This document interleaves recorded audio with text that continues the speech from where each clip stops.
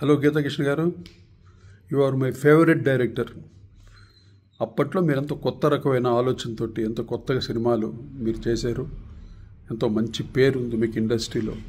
కానీ ఈ మధ్య మీరు కొంచెం ఎక్కువగా అవుతుంది. మ్యాటర్ ఏంటంటే కీరవాణి గారి గురించి కానీ, సునీత గురించి కానీ, మా చంద్రబోస్ గురించి, వీఆర్ ఆల్ మా family, we are all one family members. ఇక్కడ తప్పు ఏమీ జరిగిపోలేదు. ఏం జరిగింది అంటే అది అసలు వాళ్ళు మీడియా వాళ్ళు చూసుకుంటారు. ఆ పాట ఏంటి, ఆ గోలే మనకు తెలియదు. కానీ ఇలా పర్సనల్గా మనుషుల్ని అలా మాట్లాడడం అది ఎంతవరకు కరెక్టో మీరు ఆలోచించండి గీతాకృష్ణ గారు. ప్లీజ్, యాజ్ యువర్ బ్రదర్, మీరంటే నాకు చాలా ఇష్టం, నేనంటే కూడా మీకు చాలా ఇష్టం, నాకు తెలిసేది. ఎందుకంటే ఆ కార్యక్రమం ఎంతో చక్కగా జరుగుతుంది.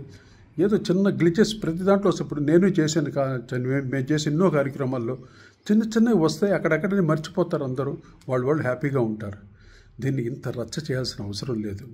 దయచేసి వాళ్ళ గురించి మట్టుకు ఇలా మాట్లాడకండి అమ్మా ప్లీజ్. నాకు ఎంత బాధ వేస్తుందంటే, అంత కష్టపడి వచ్చినాడు కీరవాణి, మామూలుగా వచ్చినాడు కాదు, చాలా కష్టపడి వచ్చినాడు ఆయన. సునీత అది తను ఏదో ఎన్నెన్నో పాటలు పాడి ఎంతో కష్టపడి ఈరోజు ఒక జడ్జి పోస్ట్కి వచ్చిందంటే మీరు ఆలోచించండి. అందరూ ఆడియన్స్ ప్రేక్షకులు ఇచ్చిన ఆశీస్సులు అనమాట ఇవన్నీ. మాకందరికి ప్రేక్షకులు ఇచ్చిన ఆదరణే ఆశీస్సులు మేము ఈరోజు ఇలా ఉన్నాం. అందువల్ల దయచేసి మీరు ఇది ఒక్క విషయంలో అది ఇంకా మాట్లాడకండి అమ్మా. నాకు చాలా ఎంత బాధ వేస్తుందంటే, వింటూ ఉంటే చూస్తుంటే భయం వేస్తుంది. ఇంకా ఏం చెప్తారో అని. వద్దు నాన్న, ప్లీజ్ డియర్, ప్లీజ్.